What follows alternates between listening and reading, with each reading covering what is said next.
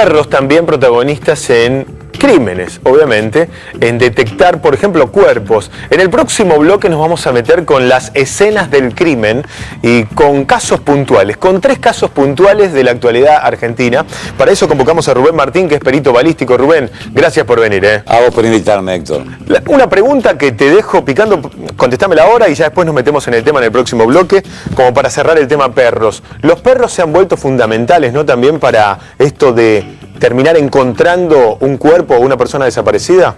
Son una herramienta más, o sea, vos tenés que pensar que el perro lo que te da es una orientación. Una de las cosas poco habituales, perdón, y que muchas veces se los utiliza a los perros es en búsqueda de cadáveres en agua. Claro. Lo que pasa es que la ventana de exposición que tenés es cuando ya el cadáver, que ya está en descomposición y sumergido, se fisuran sus tejidos y empiezan a emanar gases. Entonces ahí los utilizan, en Estados Unidos tienen 2, por ejemplo, especializados en búsqueda de cadáveres sumergidos. Bueno, en el próximo bloque Rubén nos va a contar, a mostrar, va a ser una especie de clase, quédense con nosotros porque es muy interesante, sobre tres casos de la semana, de la actualidad, de la actualidad argentina, no solamente de la semana, en la semana hubo novedades.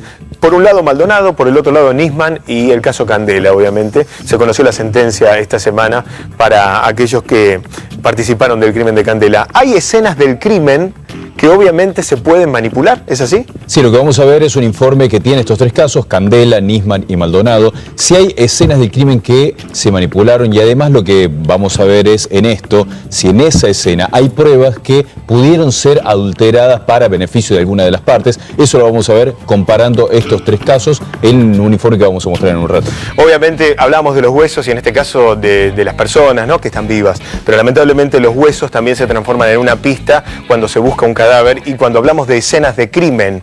¿Se puede manipular una escena del crimen? Hay 3 casos fuertes, polémicos, que tienen la atención pública de todos. Por un lado el caso Maldonado, que puntualmente la escena del crimen, que no es crimen porque obviamente Maldonado está desaparecido, pero la escena del rastrillaje es al aire libre, lo que me imagino que complica más todavía la búsqueda. Pero después sí podemos hablar de escena del crimen en el caso Nisman y en el caso de Candela Rodríguez.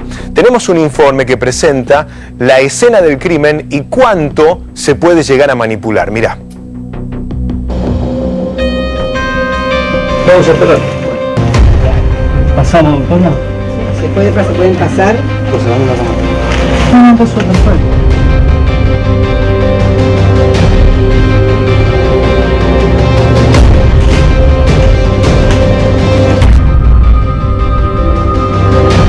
Doctora, Va a entrar ahora, va a entrar. ¿te digo lo que vimos? Acá me paro, acá. Mire esto. Estoy viendo. ¿Esto qué es? Es el... La vaina. La vaina. La vaina. Y, doctora, de este lado, si cerramos un segundo... Pase, por favor. Pase, ¿no? Ahí está. Y un testigo que entre también, por favor, ¿eh? Al lado... ¿Eh? Detrás de la cabeza, justo del hombro. ¿Qué tipo de calibre es ese? Cuidado con que no esté cargada, ¿no? Ya le bajé el martillo. No está dando bien, por favor.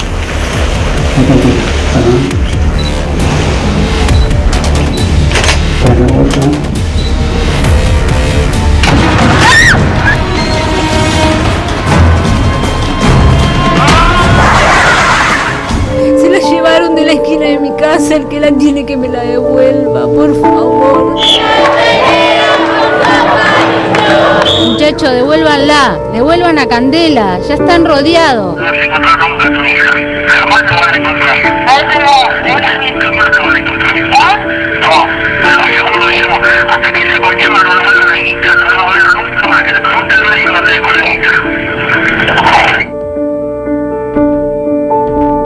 Estaba en el lugar cuando vino la cartonera y avisó eso y... ¿Las bolsas dónde estaban, señor? Sobre la vereda. Sobre la vereda. Sobre ¿Y la tenía vereda. una manito fuera de la bolsa? Y le vi una manito... Una manito.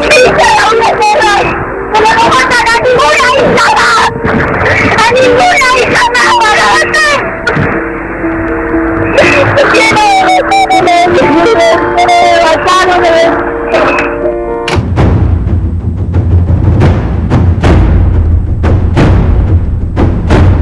Lo que le voy a mostrar ahora es dónde empezó a hacer el rastrillaje canino, la división de canes. Acá abajo se encuentra una visera de Santiago, que es con la que se hace el rastrillaje. Con esa visera tenía dentro de su mochila, ahí arriba, en ese sector había un cartucho de escopeta del 12 que usan antitumulto los efectivos.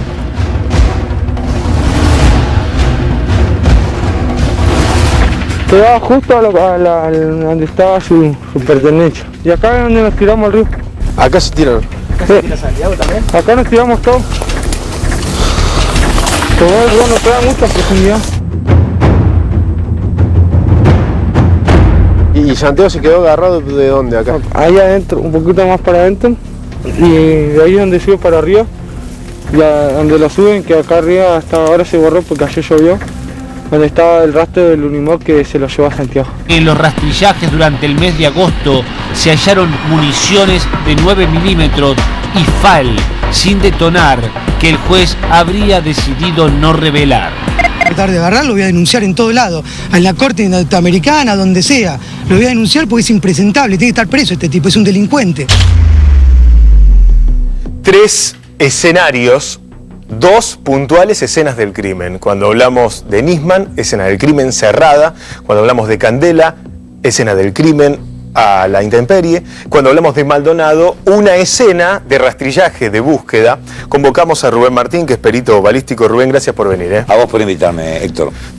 Tenemos un montón de objetos que vamos a ir mostrando y nos van a servir de anclaje para poder desarrollar las diferentes escenas del crimen y que vos nos puedas explicar caso a caso. Pero antes de empezar, Miguel Ponce de León nos hace una reseña de estos 3 casos que hoy nos convocan para hablar. Miguel. Sí, en el caso de Nisman, que es el más polémico por todo lo que se estuvo conociendo en las últimas horas de los datos de Gendarmería, el nuevo estudio que va a aparecer de Gendarmería, Nisman apareció muerto el 18 de enero de 2015. El 14 de enero había presentado una denuncia contra Cristina Kirchner porque la acusaba de encubrimiento del atentado a la AMIA.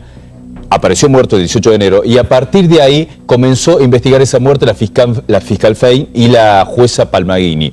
Después de varios meses de investigación, hubo peritos forenses que dijeron que no había elementos para sostener que en ese caso hubo un homicidio, sino que tenía más elementos que podían acercarse a un suicidio. Bueno, después de mucho tiempo aparecieron los datos de la pericia de Gendarmería, que ya va a ser entregada al fiscal, que ya la tiene el fiscal Tayano, y va supuestamente con eso obviamente dar conclusiones que pueden llegar a aparecer en los próximos días. La Gendarmería lo que plantea es que hubo 2 personas que mataron a Nisman. Uno de los elementos son que encontraron que también en el cuerpo, que tenía golpes importantes que pueden haber sido de personas que lo redujeron, que tenía el tabique fracturado. Bueno, todo esto son datos que tienen que ver con los nuevos elementos que aparecen en esta investigación del caso Nisman. En el caso Maldonado hay muchos audios que se están conociendo en las últimas horas. Uno de los últimos fue publicado hace muy poco tiempo por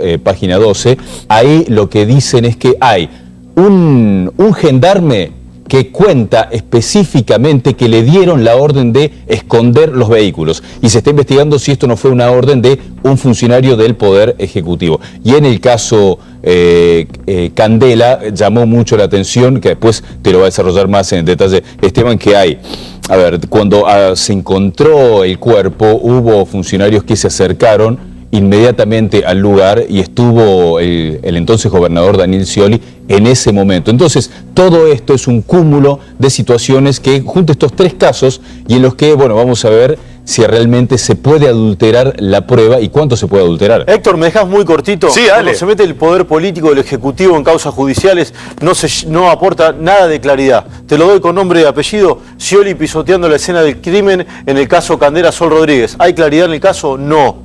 Bernie adentro del departamento del EPARC en el crimen o suicidio de Nisman. ¿Hay claridad en el caso? No. Nocetti, funcionario del Ministerio de Seguridad de la Nación, hoy funcionario de Patricia Bullrich en el sur en el caso Maldonado. ¿Hay claridad en el tema? No.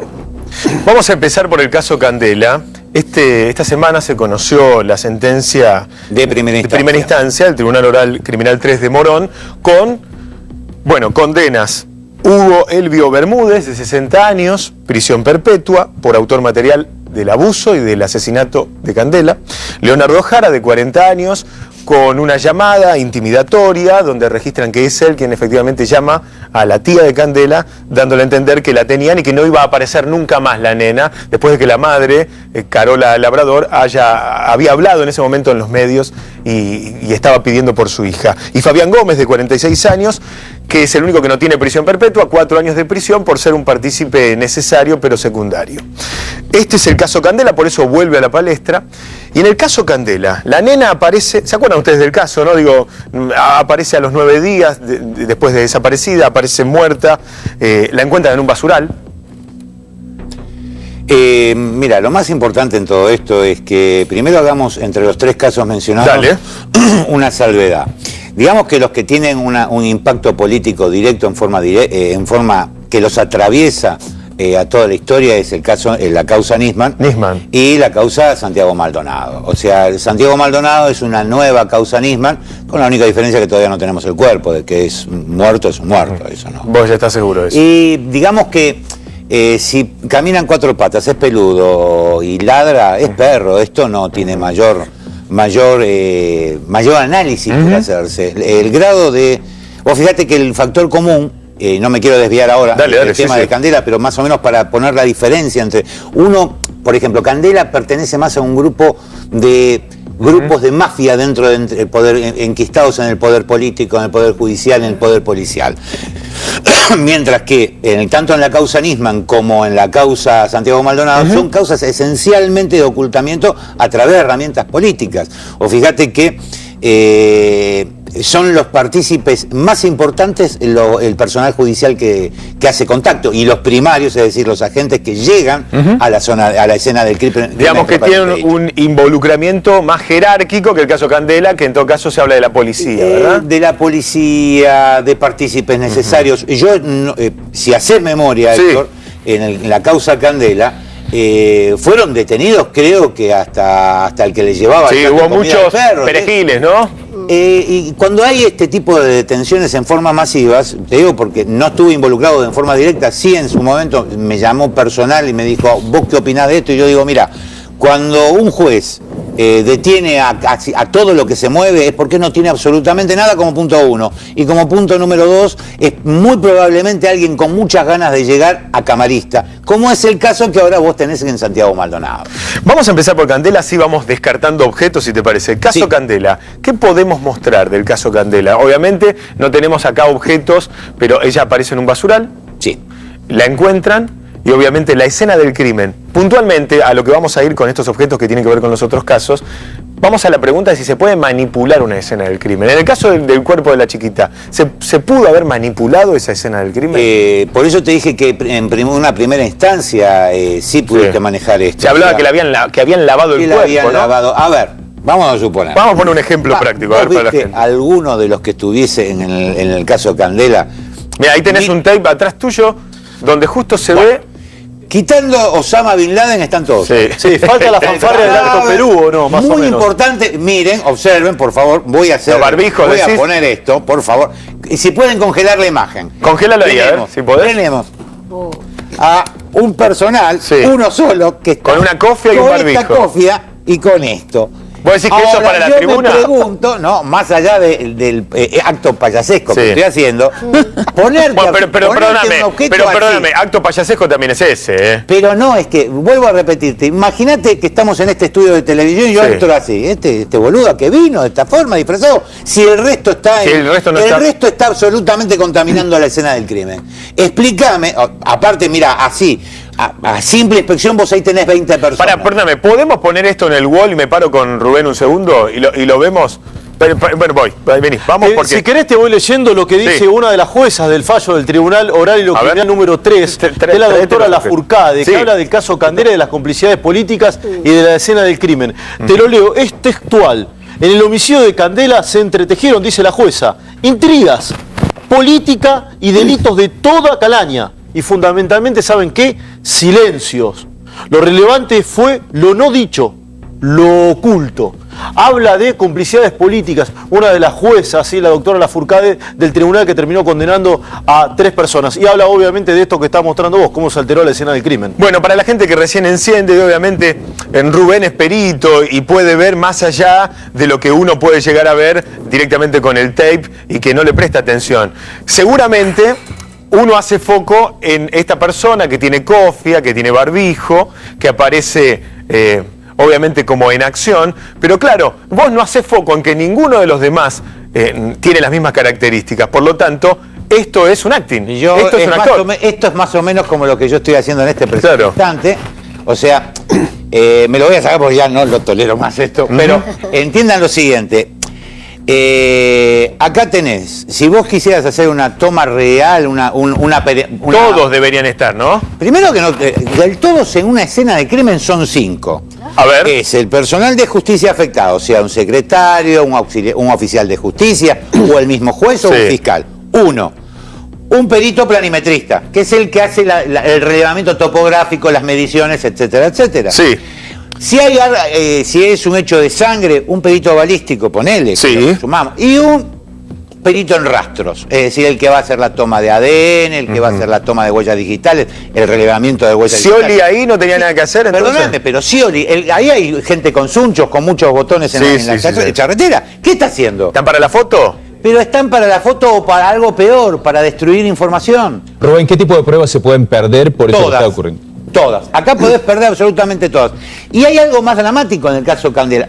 A ver, yo ya soy un hombre grande en estas huestes, yo no trabajo detrás de la General Paz. Mi incumbencia es federal, nacional o en Capital Federal. Yo no cruzo la General Paz por algo muy sencillo, chicos. Las pruebas, la bala de Conci, ¿se acuerdan el tiroteo de Dallas?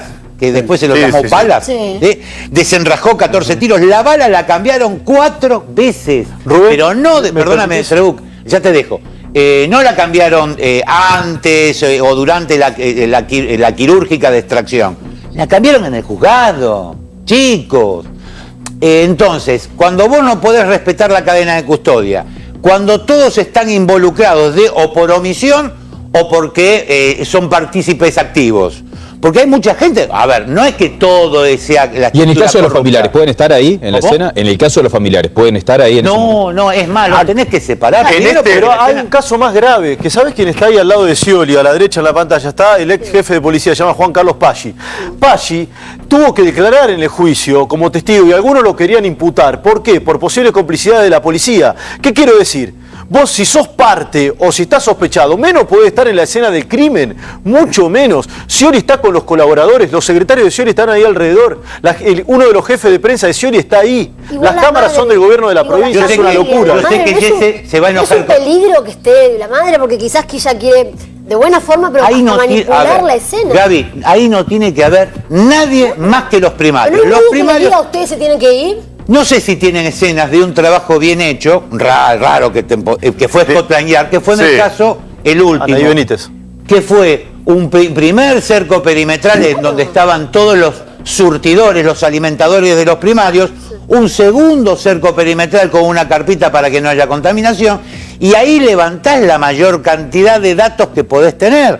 Así todo, vos fijate que cuando se determinó en ese caso que el acceso carnal había sido por vía posterior, por vía rectal, la prueba de ADN que dicen, que certifican, que no es va a ser muy difícil que ese ADN, si es realmente el tomado como muestra rectal, sirva para un cotejo de ADN. Volviendo al caso Candela, lo que estás viendo, porque hay mucha gente, y sobre todo muchos pibes que se van enganchando con el programa, que quizá no vivieron de cerca el caso, lo que estás viendo es el momento en que reconocen el cuerpo, la madre está ahí, por eso hacemos foco en esto de hasta dónde puede estar un familiar directo de la víctima en la escena del crimen, y todos recordamos a la madre destruida diciendo la frase "me mataron a mi hija". Todos se acuerdan de eso, que generó un impacto mediático tremendo. La pregunta para Rubén es, ¿quién decide quién entra y quién no a ese perímetro? ¿Quién es el que dice, entran estas personas y nadie más? Esto se vio, como lo están viendo acá, se vio, pero dramático en la escena de Alberto Nisman. ¿Por qué?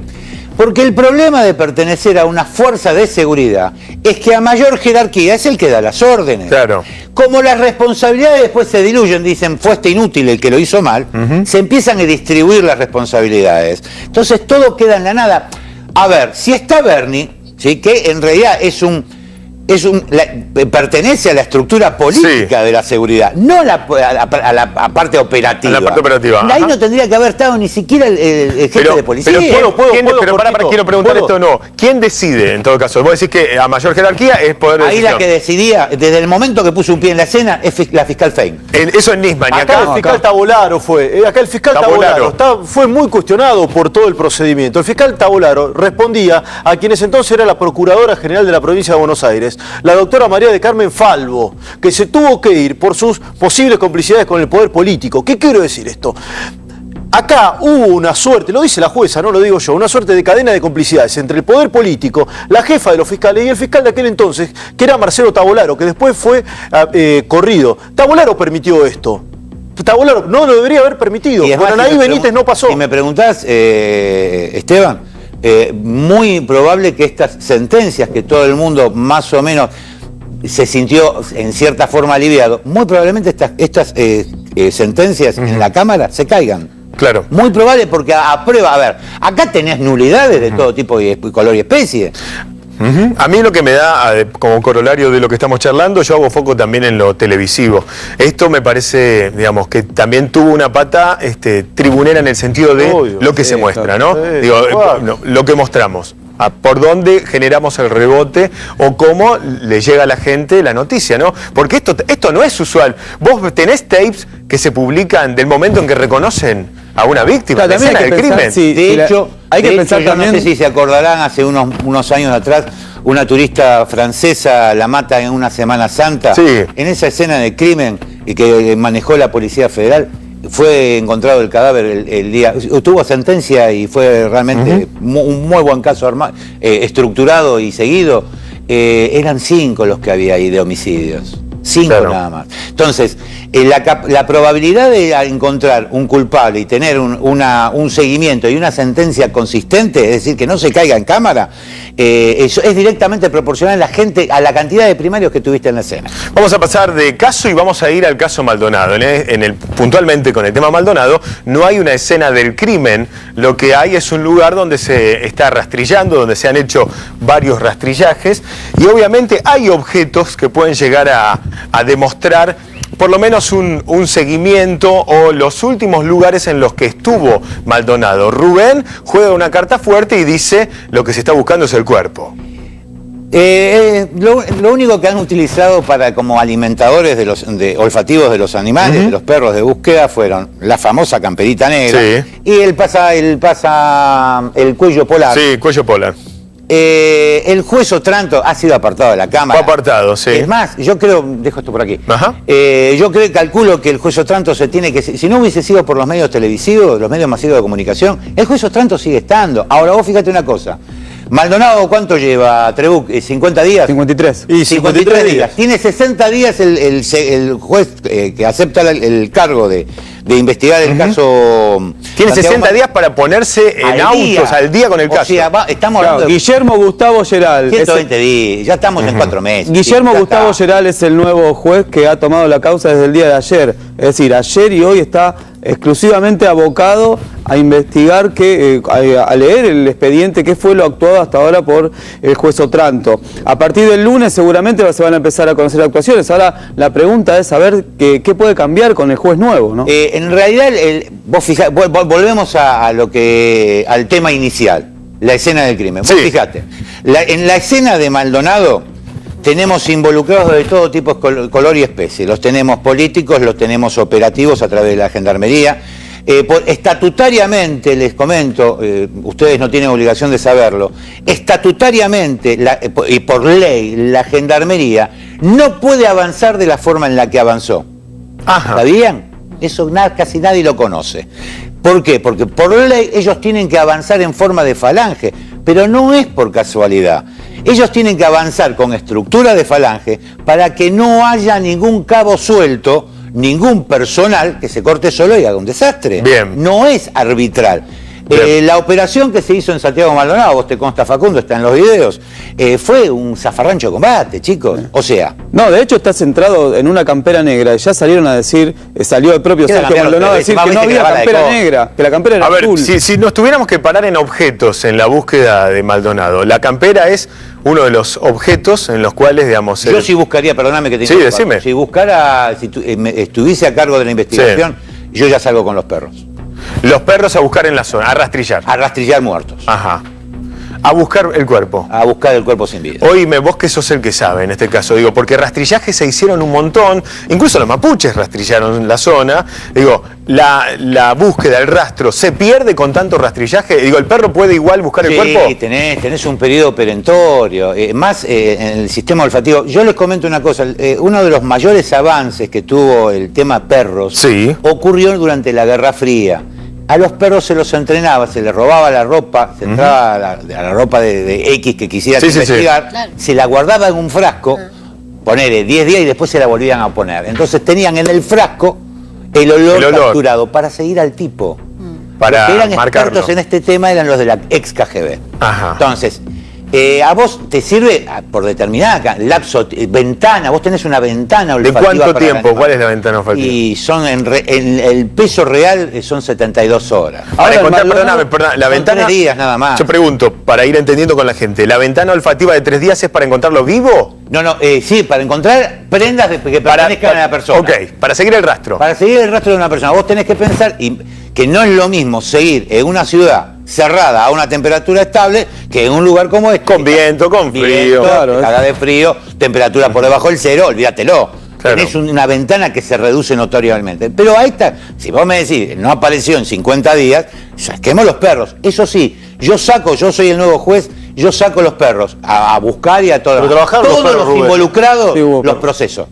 Basta. ¿Por qué? Porque los tenés que procesar, porque primero, la gendarmería no obedeció a la formación de falange en el momento del ataque. 2, son los últimos que tuvieron contacto con Santiago Maldonado. Son sospechados. ¿Puedo decir que o por complicidad o por negligencia hicieron las cosas mal? Acá no hay negligencia, yo ya estoy harto de todos los casos, se los disfraza, no, es un inoperante. No, entonces sentenciemos al inoperante. Claro. Porque si no sentencio al inoperante, como en el caso Nisman, el que limpió la pistola con papel higiénico, que si hubiese algún vestigio de una huella dactiloscópica, se la llevó puesta. No, lo estás haciendo a propósito. Ahora, Rubén, estás entrenado. Rubén, claro. ¿Qué ves vos? Yo no estudié en la luna, Héctor. No, obviamente, lo que vos sabés lo saben los profesionales también. A ver, Rubén, vos podés leer esta línea, la que está denunciando Leopoldo Moró, que dice, no se fue contra la gendarmería porque se necesitaba gendarmería para la pericia de Nisman, que es una pericia de parte encima. Facundo, a todos ustedes les consta que debo ser el primero, incluso antes que la querella, que dijo a Nisman lo mataron. Incluso dije, tengo 2 pericias, nunca me las pidieron, ¿sí? Si vos me preguntás sobre el caso particular del informe pericial planteado, nadie tuvo contacto, ni siquiera la jueza Sandra Arroyo Salgado tuvo contacto, ni la querella tampoco. Pero por lo que trascendió, dar abundancia en un informe pericial es de altísimo riesgo. Eso te va a contestar. ¿Por qué es de altísimo riesgo? Yo cuando tengo que un juez me plantea 3 puntos periciales. De esos puntos periciales que me plantea un juez, yo elijo como fundamento, por sí o por no, a mis afirmaciones, el 30% promedio de lo que estoy analizando. Significa que de la mejor prueba solamente tomo el 30%, de la prueba mediana el 30% y de la alta prueba el 30%. ¿Por qué hago eso? Esto es muy sencillo. Acá no jugás solo, esto es un ajedrez, el otro también va a mover, además, me va a venir a impugnar. Además, digo, ¿hay margen de error? ¿En qué en particular? Puntualmente en el peritaje de gendarmería. ¿Hay margen de error? Por ejemplo, en la ventana de la muerte de Nisman. Cuando vos lanzás muchas hipótesis, que era lo que quería contestarte. A ver. Yo cuando contesto, ¿te pueden refutar más fácil? No, viene más dramático. Como yo te di el 30%, vos vas a tratar de impugnarme mis dichos a través de ese 30%. Con lo poco que sabes, después te juego el ancho. Te juego el ancho, el 70%. Entonces, primero, te aplasto como una mosca. No perdí, nunca me pudieron impugnar en una pericia en mi carrera. No hubo una que entrara, Y pensá que soy documentólogo, calígrafo y balístico. Claro. Alguna me podría haber entrado. Claro. Ha habido gente, en particular como calígrafo, que se han juntado 3 calígrafos para voltearme. Cuando viene la contestación, yo te vuelco todo lo que tengo. ¿Qué es lo que pasa con el informe pericial de Vamos a sentarnos si querés. Nos vamos a sentar porque tenemos objetos también para mostrar. Y lo que dice Rubén es importante y es interesante seguirlo porque, a ver, uno no está metido en el yeite y él además de profesional tiene mucha experiencia. Voy a repetir lo que dijiste. Lo que se debe mostrar es, cuando jugás al truco, vos tenés que mostrar la puntita de la carta, en este caso, digo, para llevarlo a una analogía a lo que estabas hablando. Sí. Entonces, vos me venís a refutar esta puntita y te muestro la carta completa y te juego el ancho. Y ahí te aplasto. ¿Qué es lo que con lo que le quería contestar a Facundo, Héctor? Que es lo siguiente. Primero, yo ya, esta es la 4ª vez que lo voy a repetir, yo sé que suena de mal gusto, pero es la verdad.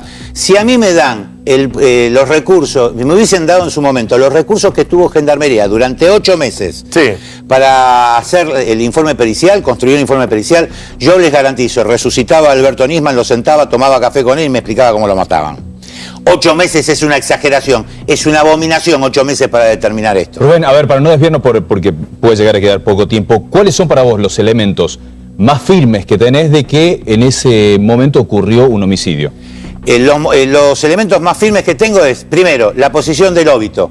Yo me tengo que basar en las imágenes capturadas, yo no estuve en la escena de hecho. Con lo cual, no es compatible la posición que guardaba el cadáver de Alberto Nisman con la posición que hubiese tomado un suicida. 2, no tengo restos de pólvora, no tengo restos de plomo bario antimonio, elementos constitutivos del fulminante que esa pistola siempre deja. 3, la dispersión de sangre en la mano del supuesto tirador, Alberto Nisman, no son coincidentes con las que él efectúa un disparo en cráneo. 4, el ángulo de ingreso del proyectil, que es ligeramente ascendente, 2 centímetros por encima del pabellón auditivo. No es compatible, y con arma no abocada, es decir, con arma no apoyada en el cráneo, no es compatible con la posición típica de un suicida. Y déjame que te doy la última, y es las 2 definitivas. No conocí jamás a alguien que se caiga en un baño y quede con las piernitas tan prolijamente puestas sobre una alfombra. 6º, y como 7º y terminal, caete en un baño y te vas a dar cuenta que como mínimo te vas a romper un par de huesos. Alberto Nisman tiene solamente hematomas de reducción en la pantorrilla izquierda y tiene un principio de fractura en occipucio. No tenía lesiones aparte de las que ya te acabo de mencionar, lo cual no es compatible para la posición que Luis Olavarría indicaba como que estaba bipedestante. Al no estar bipedestante, estaba parado en los 2 pies. No estar en su posición habitual, bipedestante, parado sobre sus 2 piernas, ya se cae absolutamente toda la hipótesis del suicidio. Vamos con los objetos que a la gente también le gusta verlo. Digo, tenemos una notebook, simboliza la computadora de Nisman. La que por supuesto todavía no han terminado nunca de analizar. Vuelvo a repetirte, a mí me hicieron en la causa Nisman lo mismo que a Ariel Garbart le hicieron en la causa Santiago Maldonado. No es casualidad. A vos yo soy juez, vamos a suponer que soy un juez honesto. A mí me aparece un chiflado y me dice, yo puedo probar que usted está... A ver, vení, yo te... Pero por favor, obvio. A ver, vos decís que lo podés demostrar, más allá de la duda razonable. Bueno, venga y hágalo. Acá no, te dice, no. ¿Y usted quién es? ¿Usted por qué asunto viene? No, entonces todo eso es una joda. Y ahí es donde quedan puestos de manifiesto todos del principio. A ver, la jueza que entendió en la causa Alberto Nisman es la misma jueza que tuvo se tuvo que esperar para practicarse una pericia en el caso Lourdes y Natalia, que la causa llegara hasta la Suprema Corte de Justicia y la Corte la ordenara. Rubén, ¿tenés experiencia? ¿Se puede resolver este caso después de tanto tiempo, sí o no? ¿El caso de Alberto Nisman? Sí. Sí, lo dije el primer día. Lo único que yo, así como digo que se puede resolver, también le digo, lo asesinan o se muere de un infarto Diego Lagomarcino y acá se acabó. ¿Es el que sabe todo? Es la pieza fundamental, es el que encaja, es el nexo coordinante entre el operativo que lo eliminó, porque la pistola nunca se la prestó a Alberto Nisman, se la dio un tercero. Lo que dice Lagomarcino es que Nisman le pide la pistola para él tener una defensa. A mí lo que me diga el que le aparece un arma de fuego se está defendiendo, y es lógico que así lo haga. Lo que no es lógico es que el fiscal, en su momento Viviana Fein, lo tome como palabra cierta y lo deje seguir caminando por la calle. Le doy un dato más. El abogado el bufete de abogados que lo defiende a Diego Lagomarcino, es uno de los estudios más caros en penal que existe en la República Argentina. Explícame cómo un inocente técnico en sistemas puede pagar los honorarios de un tipo como Rusconi, que entre paréntesis, si también hacen memoria y vean cómo todo engancha con todo, Rusconi fue uno de los que avaló la denuncia, a los 30 minutos de producirse, la denuncia que presenta Patricia Bullrich contra el militar que estaba a cargo de aduanas. Entonces, todo tiene que ver con todo. Yo lo que noto es que hay una trama subrepticia entre poder político y poder judicial y cada día es más notorio. Rubén, gracias por haber venido A vos y por estar con nosotros. Es muy interesante siempre escucharte y además la pasión que le pones, producto de lo que sabés, está bueno también para la gente que nos está mirando. Y de la injusticia que uno se come todos los días. Gracias, Rubén, a vos por invitar.